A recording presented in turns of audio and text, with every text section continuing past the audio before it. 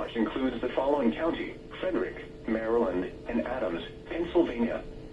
Remember, a severe thunderstorm watch means the conditions are favorable for the development of severe weather, including large hail and damaging winds in and close to the watched area.